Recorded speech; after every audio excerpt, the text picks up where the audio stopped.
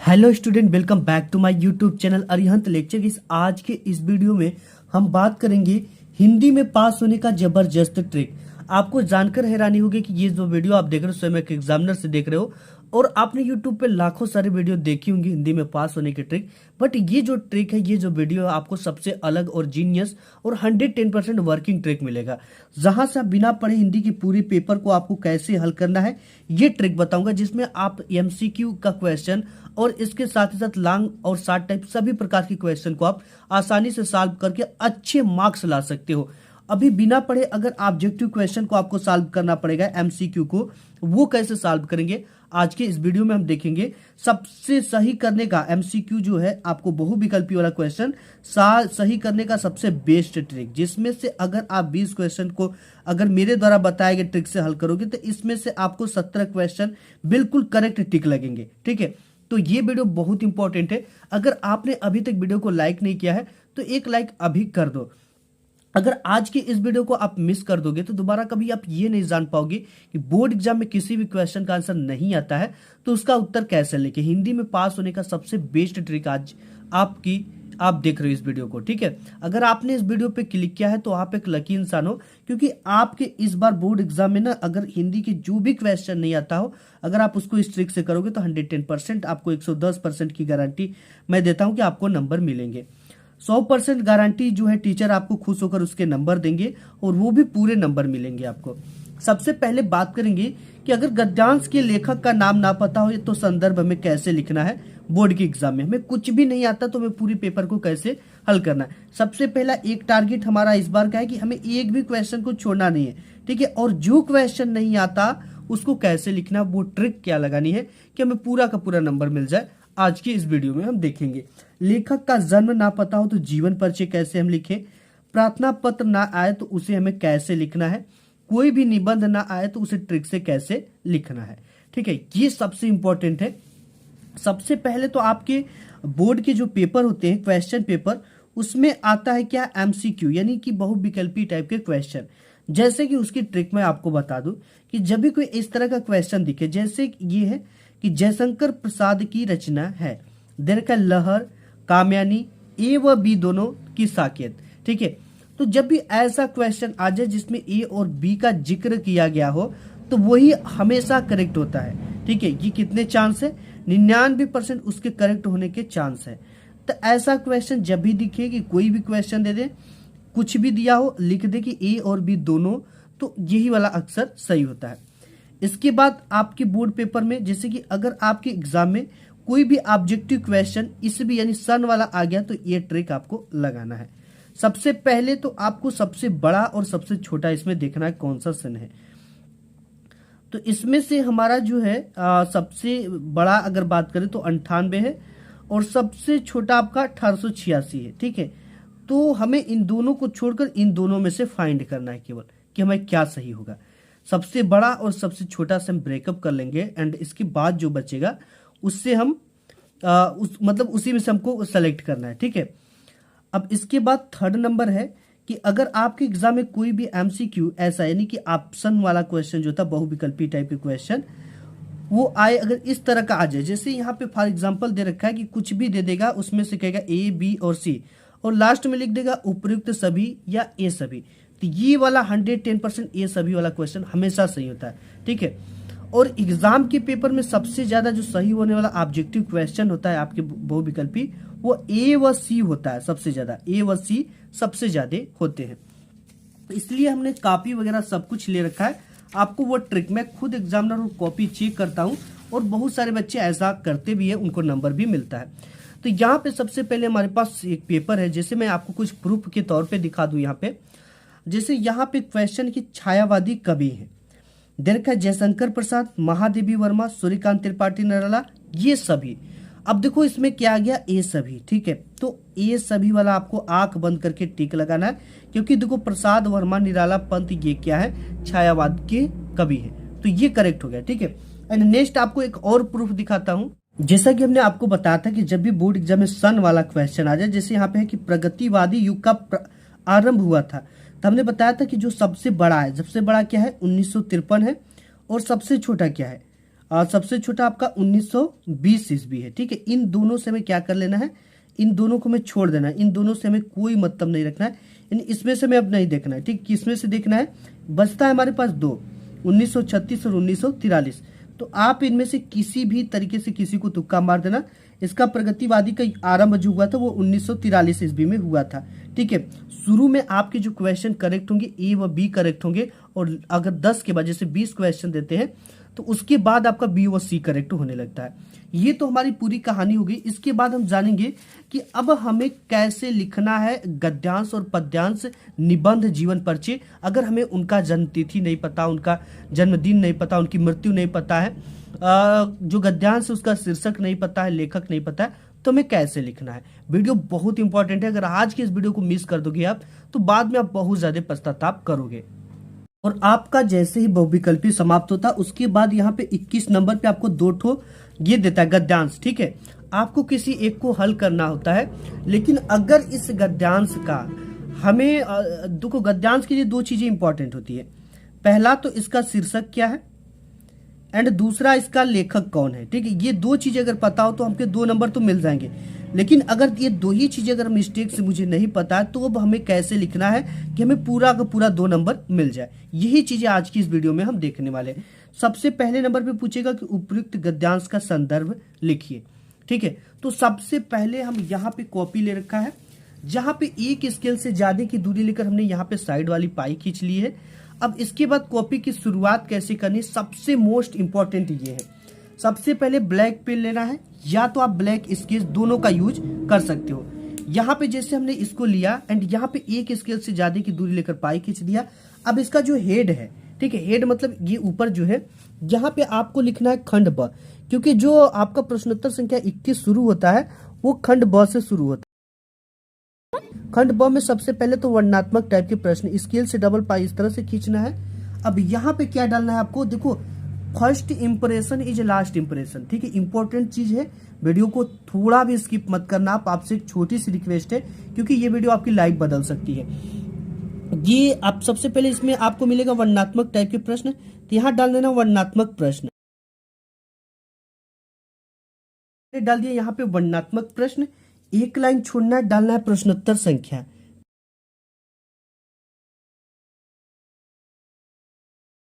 के बाद इसके नीचे स्केल से डबल पाई खींच देनी है। तो यहां तक हम अपने कॉपी की शुरुआत कर लिए। खंड ब, वर्णनात्मक प्रश्न, प्रश्नोत्तर संख्या 21 डाल दिया।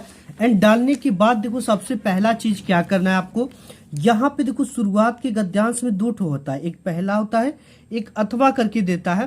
तो इन दोनों में से आपको किसी एक को हल करना होता है। सबसे पहली चीज इसमें क्या है कि शुरुआत 1 से 2 अक्षर हम लेंगे और लास्ट के 1 से 2 अक्षर लिखकर हम एक टीचर को संकेत देंगे कि हमने कौन सा गद्यांश को हल किया है।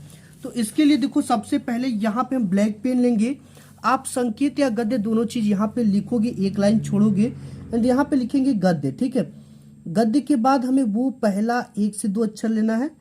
पहला है विश्वास पात्र मित्र। ठीक है, यहाँ पे लिख देंगे विश्वास पात्र मित्र,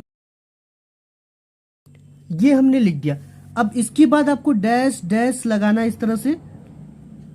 देखो ये ट्रिक आपने बहुत सारे यूट्यूब पे वीडियो देखेंगे, लेकिन फर्स्ट टाइम आपको मिलना है, करना चाहिए।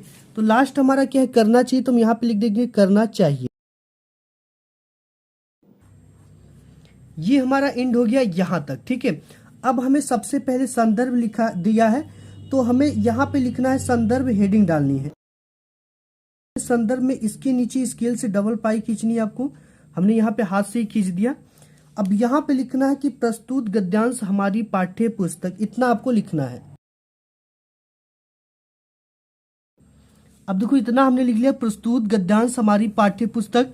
हिंदी को किससे लिखना, आपको ब्लैक पेन से लिखना है, आपकी हिंदी से ही लिया जाएगा। तो यहाँ पे हिंदी के गद्य खंड में संकलित है।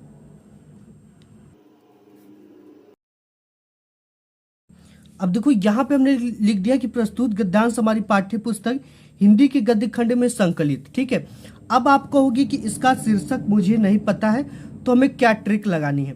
देखो सबसे मेन चीज यहीं से शुरू होता है, गद्य खंड में संकलित। अगर आपको पहला और दूसरे पार्ट हिंदी का नाम पता है तो आप उसे डाल सकते हो, या कुछ रिलेटेड चीजें मिल जाती है उससे।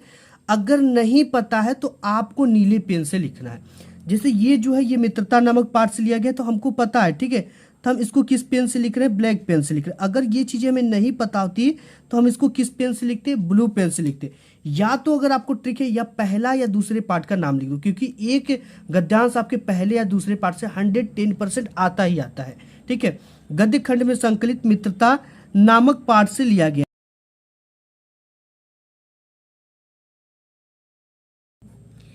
देखो इतना हमने लिख दिया, और लिखेंगे कि इस पाठ के लेखक, इतना हमें लिखना, इस पाठ के लेखक। अब यहां पे मेन चीज आता है कि लेखक हमें नहीं पता। अगर लेखक नहीं पता तो पहले या दूसरे पार्ट के किसी भी लेखक का नाम लिख देना। अगर पता है तो हमें ब्लैक पेन से लिखना, अगर नहीं पता है तो हमें, अगर रैंडमली हम लिख रहे हैं तो हमें ब्लू पेन का यूज करना है, ठीक है। इसके लेखक जो है वो आचार्य रामचंद्र शुक्ल हैं, तो हम इनको क्या लिखेंगे, इन्वर्टेड कॉमा में आचार्य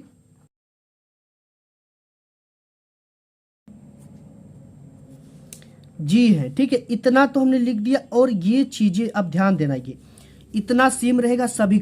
यहाँ पे प्रस्तुत गद्यांश हमारी पाठ्य पुस्तक हिंदी के सभी गद्यांश में, चाहे जितने जो भी पाठ कहा जाए, गद्य खंड में संकलित फलाने नामक पाठ से लिया गया, इस पाठ के लेखक फलाने हैं, ठीक है। मतलब ये चीजें केवल चेंज हो रहा है, ठीक है।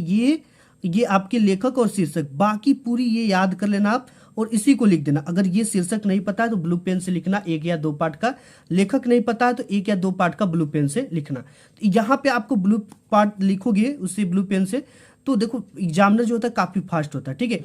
आपकी ये चीजें जान जाएगा कि कॉपी की जो शुरुआत की गई है वो प्रोफेशनल तरीके से की गई, तो जितने भी क्वेश्चन किए गए होंगे वो सही किए गए होंगे, ठीक है। वर्णनात्मक प्रश्न, प्रश्नोत्तर संख्या, ये थोड़ा सा हिंट्स देकर, संदर्भ इस तरह से लिखकर, ये हो गया। यहां से आप 2 नंबर पा गए, ठीक है। एंड इसके बाद आता है नेक्स्ट, इसमें रेखांकित अंश की व्याख्या कीजिए, ठीक है। अब देखो यहाँ पे देता है रेखांकित अंश की व्याख्या करने के लिए, ये भी आपके बोर्ड एग्जाम में 2 नंबर का आता है।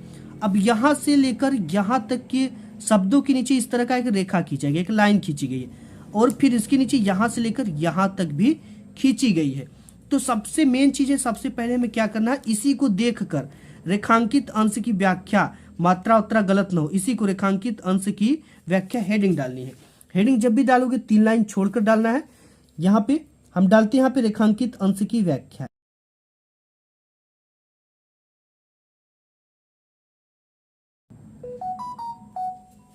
इसके नीचे स्केल से डबल पाई खींच देंगे।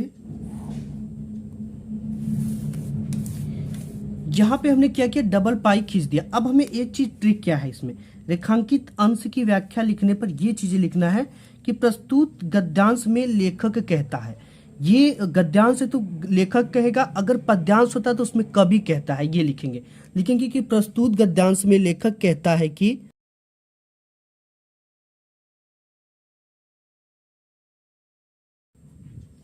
इतना हमने लिखा कि प्रस्तुत गद्यांश में लेखक कहता है कि। यहां की बात, अब हमें ट्रिक क्या लगानी, ठीक है। पूरी की पूरी ट्रिक हम आपको बताएंगे। यहां से लेकर यहां तक के पूरे शब्द को आप उतार दो, जिसके नीचे रेखा खींचा गया सिर्फ उसी को उतारना है, ठीक है। यहां से लेकर यहां, जैसे विश्वास पात्र मित्र से बड़ी रक्षा रहती है, यानी इसको आप नहीं बिल्कुल आता तो आप बिल्कुल, आपको पढ़ने भी नहीं आता तो आपको इस तरह से पूरा का पूरा यहां तक उतार देना, ठीक है। अगर आता है तो आपको ये लिखना है कि जो विश्वास करने योग्य मित्र होता है उससे हमारी बहुत बड़ी रक्षा रहती है, जिसे ऐसा मित्र मिल जाए उसे समझना चाहिए कि खजाना मिल गया, उसे समझना चाहिए कि मुझे बहुत बड़ी संपत्ति मिल गई। इस तरह से अगर नहीं आता तो बिल्कुल इसको यहां से लेकर विश्वास पात्र मित्र से बड़ी रक्षा रहती, यहाँ फिर उसके बाद यहां से उठाना है। इसके नीचे भी रेखा खींचेंगे यहां से लेकर यहां तक। कभी कभी पूरा रेखा एक जगह देता है, कभी बीच में देता है, कभी ऊपर देगा और थोड़ा सा नीचे देगा, ठीक है। तो ये इंपॉर्टेंट है, तो इसको पूरी की पूरी व्याख्या इसके नीचे अब क्या कर देना है, प्रस्तुत गद्यांश में लेखक कहता है कि बात पूरी की पूरी इस तरह से लिख देना है। और एक चीज का ध्यान देना है, हैंड राइटिंग पुअर है तो आप सबसे पहले ये शब्दों के बीच की दूरी एक पेन की मोटाई इतना रखना है, और जिस भी एंगल पे लिखते हो उसी एंगल पे पूरी कॉपी लिखी होनी चाहिए। शुरुआत के 1 से 2 पेज अच्छा लिखो, क्योंकि एग्जामिनर काफी फास्ट होता है, देखेगा कि अच्छा किया बच्चा तो उसी हिसाब से पूरे कॉपी में आपको एवरेज नंबर देता चला जाएगा, क्योंकि आपकी औकात वहां पे आपकी कॉपी बताएगी। ये नहीं बताएगी कि आप स्कूल के कमजोर हो या स्कूल के टॉपर हो, ये वहां पे कोई नहीं बताने जाएगा, ठीक है। इस चीज का ध्यान देना है। हैंड राइटिंग पुअर है तो इस तरह से लिखना, हमेशा बॉल पॉइंट पेन का यूज करना, जेल पेन का आपको यूज बिल्कुल भी नहीं करना है। यहां तक आपको क्या करना है, इसी को उठाकर भर देनी। ये तो हो गया। अब पद्यांश आएगा तो सेम प्रोसेस करना है, गद्य की जगह पे यहाँ पे पद डालना है और यहाँ पे भी उसी तरह से प्रस्तुत पद्यांश हमारी पाठ्य पुस्तक हिंदी के पद्य खंड में संकलित, ठीक है। और शीर्षक नहीं पता है तो पहला या दूसरे पाठ का नाम पता है या तो ब्लू पेन से जो भी पता वही लिख देना। इसके बाद ये आता है हिंदी में अनुवाद करने के लिए सबसे मोस्ट इंपॉर्टेंट चीज है, ठीक है। जैसे यहाँ पे आता है 23 नंबर का और ये 5 नंबर में आता है। हिंदी में अनुवाद नहीं आता बिल्कुल आपको, तो सबसे पहला क्या करना है, प्रश्नोत्तर संख्या डालना है, इसका संदर्भ लिखना है, ठीक है। संदर्भ कैसे लिखोगे ये चीजें मैं थोड़ा सा दिखा दूं आपको। प्रोसेस सेम है, प्रश्नोत्तर संख्या डालना है, संस्कृत गद्य, नागरिका डैश डैश, शुरुआत के 1 से 2 अक्षर, संदर्भ में कि प्रस्तुत संस्कृत गद्यावतरण हमारी पाठ्य पुस्तक संस्कृत खंड में संकलित, इतना आपको याद करना है, ठीक है। ये छोड़कर नामक पाठ से लिया गया है। पाठ का नाम नहीं पता है, ब्लू पेन से लिखना है, या तो पहले या दूसरे पाठ का नाम लिखना है। हिंदी में अनुवाद हेडिंग डालना है। अब देखो यहाँ पे ट्रिक क्या लगाना है, जैसे हमको कुछ भी नहीं आता संस्कृत में, जैसे नागरिक, तो यहाँ पे जो ये डबल बिंदु इसको हटा देना, बहुकाल इस बिंदु को हटा देना, यावत, अचिंत्यत इस हलंत को हटा देना, परम अगर थोड़ा बहुत आता है परम उरम तो परंतु होता है, प्रहेलिकाय तो प्रहेलिकाय की जगह क्या लिख देंगे, प्रहेलिका, उत्तर तो इसी तरह धातु देने में, समर्थ तो समर्थ लिख देंगे, न अभवत ये हटा देंगे। इस तरह से पूरा का पूरा लिख दोगे। ये 3 नंबर का, लेकिन आपको 2 नंबर मिलेगा ही मिलेगा, ठीक है। इस तरह ये ट्रिक लगाना है, हलंत उलंत लगा हटा देना है, और ये जो डबल बिंदु होता है इसको भी हटा देना है। यहाँ पे ग्रामीण मतलब अगर थोड़ा बहुत जानते हो गाँव साँव तो ये सब चीजें लिख देना है। ये बहुत आसान है यार पास होना हिंदी में और अच्छे नंबर लाना, ठीक है। तो ये चीजें तो ट्रिक पता होगी। अब जीवन परिचय देखते हैं कि नहीं पता तो कैसे हमें लिखना है। तो यहाँ पे आपका आता है प्रश्नोत्तर संख्या 26 के अंतर्गत आता है जीवन परिचय लिखने का। जैसे यहाँ पे दे रखा आचार्य रामचंद्र शुक्ल, जयशंकर प्रसाद, जयप्रकाश भारती। आपको किसी का भी जीवन परिचय लिखना है। शुरुआत कैसी होना चाहिए, इनका जन्म नहीं पता, जन्म तिथि नहीं पता, माता पिता का नाम नहीं पता, इनकी मृत्यु नहीं पता हमें, तो कैसे लिखना है, ठीक है। हो सकता है कभी कभी टॉपर को भी नहीं पता होता है, तो भी आपको कैसे लिखना है। यहाँ पे सबसे पहले लेखक परिचय अंडरलाइन करना है इसको।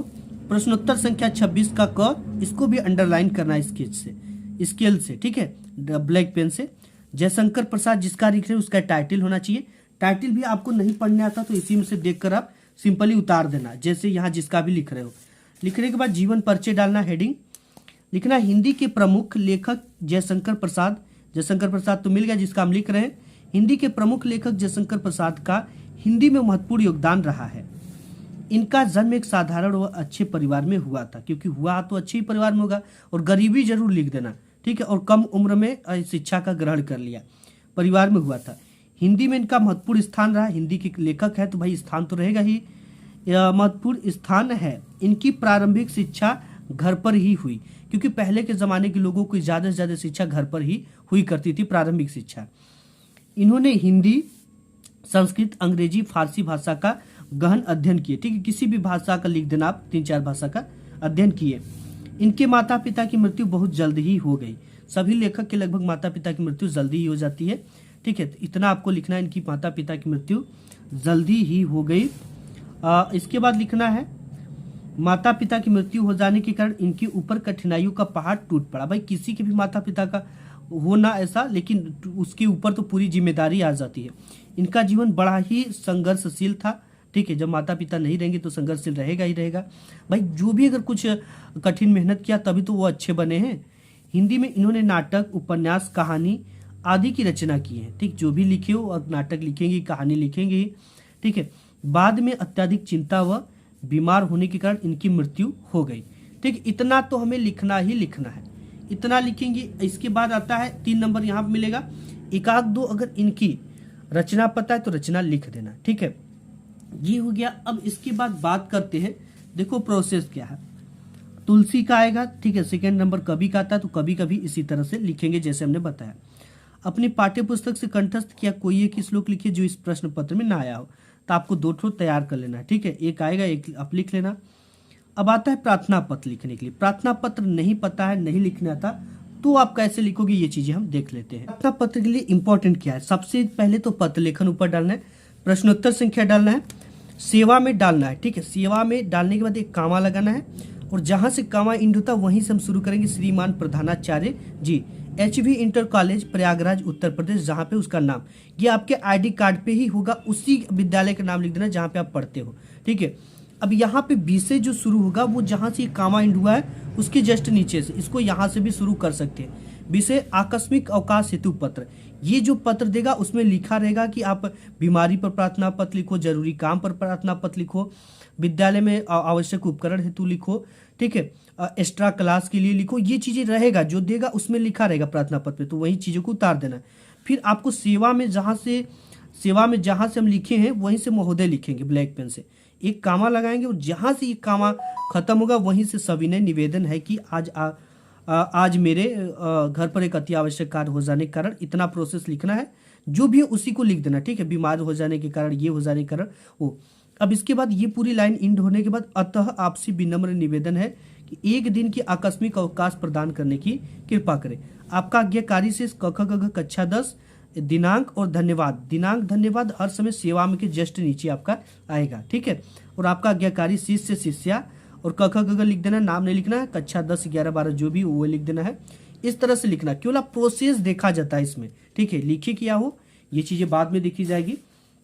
इसके बाद आपके बोर्ड एग्जाम में आएगा एक 30 नंबर पे 7 मार्क्स का जीवन परिचय लिखने का, पर्यावरण प्रदूषण की समस्या समाधान, जीवन में खेल कूद की उपयोगिता। ठीक है, आप किसी भी टॉपिक पर आए इसको कैसे लिखना है ये चीजें हम देख लेते हैं। इंपॉर्टेंट, आपको ऊपर निबंध लेखन डालना है, देन डालने के बाद प्रश्नोत्तर संख्या 30 करें, पर्यावरण प्रदूषण पे लिखेंगे। प्रस्तावना में देखो क्या लिखना है कि पर्यावरण प्रदूषण की समस्या आज पूरे विश्व में है, प्रदूषण के कारण मानव जीवन के लिए भी एक गंभीर व खतरनाक कारण बना हुआ है। ये चीजें तो बनी रहेंगी। ठीक है, अब बीच की महत्वपूर्ण टॉपिक जैसे कि पर्यावरण प्रदूषण है तो इससे हमारे जीवन पर क्या प्रभाव पड़ रहा है, इसकी रोकथाम के क्या उपाय हो सकते हैं। ठीक है, ये टॉपिक इसके बीच की, इसको पर्यावरण प्रदूषण कम कैसे किया, जैसे पर्यावरण प्रदूषण के प्रकार क्या हो सकते हैं, पर्यावरण प्रदूषण हो कैसे रहा है। ठीक है, कंपनी वगैरह कहाँ लगाया जाए, पानी को कैसे बचाया जाए, बचाव क्या हो सकता है।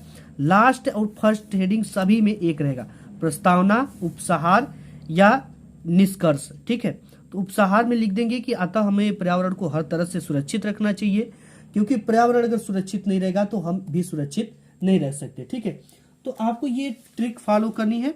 यहाँ पे इस तरह से मेन निबंध लेखन होता है, प्रश्नोत्तर संख्या जिस भी चीजें पर आप लिख रहे हो। ठीक है, रूपरेखा लिखो, अगर ये चीजें पूरी पता है कि हम किसके अंतर्गत देखते हैं, यहीं पे आपको पूरा नंबर मिल जाता है। ठीक है, नहीं पता है तो रूपरेखा सबसे पहले, प्रस्तावना और पूरी चीजें आपको इस तरह से राइट करनी। जैसे यहाँ पे जैसे बेरोजगारी है तो बेरोजगारी का अर्थ क्या होता है, पर्यावरण प्रदूषण का भी अर्थ लिखेंगे, उसका पर्यावरण प्रदूषण का कारण, बेरोजगारी का कारण क्या है, ये सब चीजें। इस तरह से पूरी आपको टॉपिक हिंदी में पास हो सकते हो आसानी से, ये ट्रिक। तो अगर वीडियो पसंद आया हो, हेल्पफुल लगे तो लाइक कर देना। आज की इस वीडियो में बस इतना ही, मिलूंगा एक नेक्स्ट वीडियो में, तब तक के लिए धन्यवाद।